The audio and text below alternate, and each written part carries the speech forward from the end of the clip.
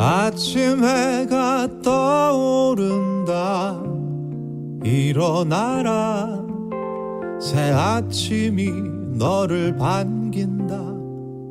이제 일어나라. 네, 안녕하세요.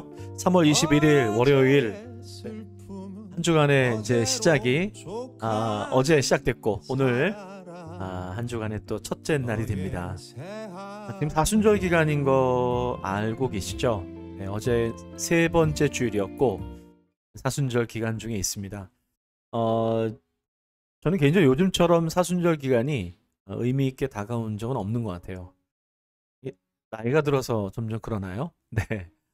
의미가 더 새겨지게 되고 또 십자가의 의미가 거기에 있구나라는 어떤 그런 문득 묵상이 이제 되는 것들을 많이 경험을 합니다. 여러분들 사순절 기간 동안에 하나님의 깊은 또 이해와 또 은혜 속에서 이 한 주간을 잘 보내셨으면 좋겠다는 마음이 들고요. 오늘 한 주간의 출발 하나님의 말씀으로 시작해 보겠습니다. 오늘 주어진 본문의 말씀은 레위기 13장 18절로부터 39절까지의 말씀이죠. 좀 길긴 하네요. 네. 하지만 말씀을 쭉 읽다 보면 또 짧아집니다. 읽어보도록 할게요. 네. 피부에 종기가 생겼다가 나았고 그 종처에 흰 점이 돋거나 희고 불그스름한 색점이 생겼으면 제사장에게 보일 것이요. 그는 진찰하여 피부보다 얕고 그 털이 희면 그를 부정하다 할지니 이는 종기로 된 나병의 환부임이니라. 그러나 제사장이 진찰하여 거기 흰털이 없고 피부보다 얕지 아니하고 빛이 엷으면 제사장은 그를 이레 동안 가두어 둘 것이며 그 병이 크게 피부에 퍼졌으면 제사장은 그를 부정하다 할지니 이는 환부임이니라. 그러나 그 색점이 여전하고 퍼지지 아니하였으면 이는 종기 흔적이니 제사장은 그를 정하다 할지니라. 피부가 불에 데었는데 그 된 곳에 불구스름하고 희거나 순전히 흰 색점이 생기면 제사장은 진찰할지니 그 색점의 털이 희고 그 자리가 피부보다 우묵하면 이는 화상에게 생긴 나병인즉 제사장이 그를 부정하다 할 것은 나병의 환부가 됨이니라. 그러나 제사장이 보기에 그 색점에 흰 털이 없으며 그 자리가 피부보다 얕지 아니하고 빛이 엷으면 그는 그를 이레 동안 가두어 둘 것이며 이레 만에 제사장이 그를 진찰할지니 만일 병이 크게 피부에 퍼졌으면 그가 그를 부정하다 할 것은 나병의 환부임이니라. 만일 색점이 여전하여 피부에 퍼지지 아니하고 빛이 엷으면 화상으로 부은 것이니 제사장이 그를 정하다 할 것은 이는 화상의 흔적임이니라. 남자나 여자의 머리에나 수염에 환부가 있으면 제사장은 진찰할지니 환부가 피부보다 우묵하고 그 자리에 누르스름하고 가는 털이 있으면 그가 그를 부정하다 할 것은 이는 오민이라. 머리에나 수염에 발생한 나병임이니라. 만일 제사장이 보기에 그 옴의 환부가 피부보다 우묵하지 아니하고 그 자리에 검은 털이 없으면 제사장은 그 옴 환자를 이레 동안 가두어 둘 것이며 이레 만에 제사장은 그 환부를 진찰할지니 그 옴이 퍼지지 아니하고 그 자리에 누르스름한 털이 없고 피부보다 우묵하지 아니하면 그는 모발을 밀되 환부는 밀지 말 것이요 제사장은 옴 환자를 또 이레 동안 가두어 둘 것이며 이레 만에 제사장은 그 옴을 또 진찰할지니 그 옴이 피부에 퍼지지 아니하고 피부보다 우묵하지 아니하면 그는 그를 정하다 할 것이요 그는 자기의 옷을 빨아서 정하게 되려니와 깨끗한 후에라도 옴이 크게 피부에 퍼지면 제사장은 그를 진찰할지니 과연 옴이 피부에 퍼졌으면 누른 털을 찾을 것 없이 그는 부정하니라. 그러나 제사장이 보기에 옴이 여전하고 그 자리에 검은 털이 났으면 그 옴은 나았고 그 사람은 정하니 제사장은 그를 정하다 할지니라. 남자나 여자의 피부에 색점 곧 흰색점이 있으면 제사장은 진찰할지니 그 피부의 색점이 부유스름하면 이는 피부에 발생한 어루럭이라 그는 정하니라. 여러분, 이게 말씀을 읽으시면서 아마 그런 그 생각이 왔다 갔다 하시죠. 아, 이거 너무 좀 지금 시대에 맞지 않는 것 아닌가? 또 그리고 야, 이건 뭐 너무 어렵다. 그런 생각도 드실 거고요.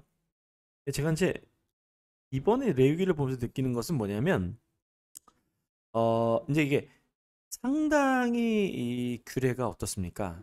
이게 무슨 의대에서 배울 법한 내용들 아닙니까? 요즘 뭐 의대를 아무나 갈 수 없잖아요. 공부도 잘해야 되고 의사가 된다는 것은 사람의 생명을 다루는 부분이기 때문에 당연히 그래야 된다고 봅니다.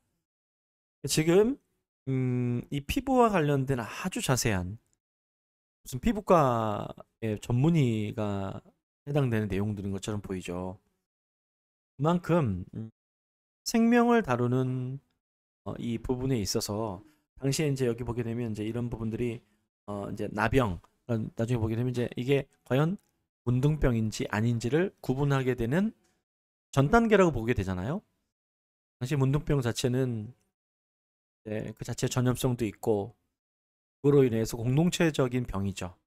그러니까 지금 시대와 다르게 당시에는 공동체적인 그 병들에 대해서 공동체를 건강하게 지켜내기 위한 규례가 상당히 필요했다는 거죠. 첫 번째로 그래서 우선은 공동체에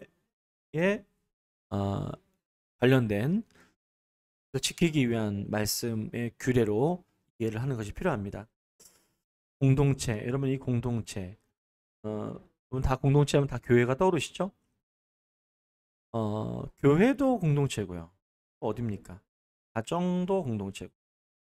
요즘은 뭐 국가도 큰 범위에서 공동체라고 표현하는데 뭐 그건 너무 이제 상징적 의미인 것 같고요. 우리에게는 이 이제 두 가지가 큰 의미인 것 같아요. 교회와 가정. 교회와 가정이라는 이 공동체를 지키기 위한 우리의 노력은 얼마나 중요합니까? 그렇죠? 가장 공동체를 지키기 위해서 지금 여러분 가장 지금 무엇을 우리가 유념해야 될까요? 뭡니까? 그러니까 이 질문은 가장 우리가 예민하게 봐야 될 어떤 대상 이런 부분을 의미하는 거예요. 여기는 이제 뭐 피부와 연관된 모든 질병들에 대한 규례들을 뭐 모든 건 아니지만 담아놨죠. 자, 이 의미가 왜 의미가 있는 걸까요? 이게 이제 뭘 의미합니까? 결국엔 당시에는 이제 이게 구약 시대 속에서는 이러한 피부병과 뭐 여기 뭐 정하다, 부정하다는 것은 다 뭐와 연결되죠? 그것은 다 죄와 연결된대요, 죄. 결국 교회와 가정을 지키기 위해서 가장 우리가 신경 써야 되는 것은 돈을 버는 것을 먼저 신경 쓰면 안 돼요. 죄입니다, 죄. 예. 교회와 가정이 이 죄의 부분에 대해서 어떻게 이것을 바라보고 어떻게 죄에서 공동체를 지킬 것이냐. 이게 1순위입니다, 1순위. 근데 지금 이게 많이 바뀌었죠, 요즘은요. 위험한 거죠. 네, 요즘은 뭐 다 돈으로 생각하잖아요. 그럼 돈이 먼저입니까? 죄를 지키는 게 중요합니까? 당연히 죄죠. 이만큼 우리의 시선을 이미 다 뺏어가 버렸다는 거예요. 그래서 이 레위기의 규례를 보게 되면 뭐 이렇게 자세하게 뭐 이거 의대 가는 수준으로 이거 알아야 되니? 아니에요. 공동체를 지키기 위한 몸부림, 공동체를 지키기 위해서 이 거룩함이죠. 거룩함을 유지하기 위한 그러기 위해서는 뭐를 경계해야 돼요? 이 죄에 대한 경계가 이 밑바탕에 쫙 깔려 있는 것입니다. 여러분 이건 철학과 이론이 아니에요. 죄는 우리가 뭡니까? 가장 도려내야 될 영적인 암이죠. 영적인 암이 죄예요. 암입니다. 여러분 암 그냥 둘 수 있나요? 아니죠. 해결해야 됩니다. 뭐 방사선을 쪼이든 뭐 도려내든 안 걸리게 되든 안 걸리게 제일 좋겠죠? 암을 그냥 두진 않습니다. 안 이상 또 알게 되는 이상 예측되는 이상 이거에 대해서 철저하게 우리가 항거해야 된다라고 표현할 수 있을 것 같아요. 자 그래서 결국 오늘 나타나 있는 이런 자세한 뭐 피부의 규례나 이런 부분들이 지금은 이게 문자 그대로 이것을 적용하지 않아요. 그러나 의미 뭐예요? 공동체를 죄로부터 지키기 위한 하나님의 요청, 그래서 우리는 죄에 대해서 민감해지야 된다.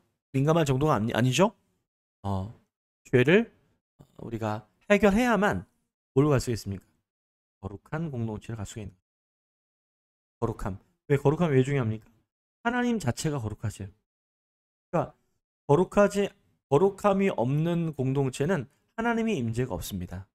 네, 그러니까 이것은 있을 수 없는 일이잖아요. 그럼 우리가 여기 뭐 그냥 일반 사회 이익 집단과 별 다른 게 없어요. 가정이든 교회든. 그래서 이제 우리가 이 죄에 대한 부분에 있어서 여기는 오늘 이제 피부를 통해서 그것을 구분하는 거잖아요.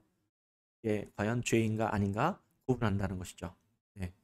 우리도 우리가 이제 보게 되면은 죄를 어떻게 예민하게 봅니까? 이 정도면 괜찮겠지. 이 정도쯤이야. 제일 경계해야 되는 말 중에 하나죠. 그러니까 죄에 대한 부분은 엄중하게 다루고 예민하게 다루고 또 아주 철저하게 이 부분에 대해서 해결하고 나아가야 되는, 그래야 뭐가 살아나요? 우리 영이 살아난다는 것. 그것을 이해하게 됩니다. 자, 그러면서 또 두 번째는 뭘 합니까? 두 번째는 그래서 이 공동체의 제사장들의 역할이 상당히 중요하죠. 제사장의 역할은 이게 죄인지 아닌지를 구분하는. 그래서 두 번째는 제사장에 대한 중요성. 우리는 다 뭐라고요? 왕 같은 제사장. 다 제사장이에요. 저만 제사장이 아닙니다. 그러니 어떻게 됩니까? 제사장은 원래 이게 전문적 이 정도 알려면 거의 의대 수준이라는 거는 철저히 뭐에? 하나님의 말씀. 하나님의 말씀에 전문가라고 표현할 수 없지만 하나님의 말씀을 아주 소중히 여겨야 되죠. 하나님의 말씀은 소중히 여기면 여기서 좋은 거예요. 왜? 우리의 영이 살아나니까. 우리의 영이 말씀으로 거듭나니까. 채워지니까. 그렇죠? 제사장은 특별히 저와 여러분들 다 포함해서 하나님의 말씀, 이 부분을 어느 정도로, 이 정도, 이거 의대 수준이잖아요. 네. 이 정도로 정성을 다해서 이번 한 주간 여러분 하나님의 말씀을 가장 우선시하는 그런 하루하루가 됐으면 좋겠습니다. 요즘 저희 이제 임직식 준비하면서 5분의 그 임직자들의 그 단톡방이 있는데 좀 레위기 통일하게 같이 이제 말씀 묵상하고 있거든요. 근데 레위기 이제 묵상하다가 혹시라도 감동되는 부분 올려주세요 했더니 너무 좋은 거 있죠. 네, 단순한 큐티를 넘어서 레위기의 말씀이 이번에 너무 새롭게 들어옵니다. 이렇게 고백하시는 분들이 있다는 거죠. 그만큼 하나님의 말씀이 우리에게 얼마나 절대적으로 필요한가. 그래서 말씀에 굶주리면 안 됩니다. 말씀에 늘 바라고 기대하는 바로 그런 부분들이 있어야 된다는 것이죠. 이번 한 주간 공동체의 죄를 민감히 여기고 하나님의 말씀을 운반할 수 있는, 이거 뭐라 하면 성언 운반이라 해요. 예전에 신학교 때 배운 건데, 네, 성언 운반. 성언, 거룩한 말씀을 운반한다. 거룩한 말씀을 운반하는 건 누굽니까? 제사장이 하는 일이에요. 성언 운반이다. 네. 한 주간 성언 운반하는 그러한 하나님의 말씀이 살아있는 그런 한 주간이 되었으면 좋겠습니다. 네, 말씀 마무리할게요. 네, 레위기의 말씀이 우리에게 하나님의 임재를 경험할 수 있는 예배에 대한 말씀이라는 걸 아시죠? 하나님의 임재는 아무데나 임하지 않습니다. 거룩한 곳에 임하죠. 우리가 거룩함을 준비해야 된다는 거예요.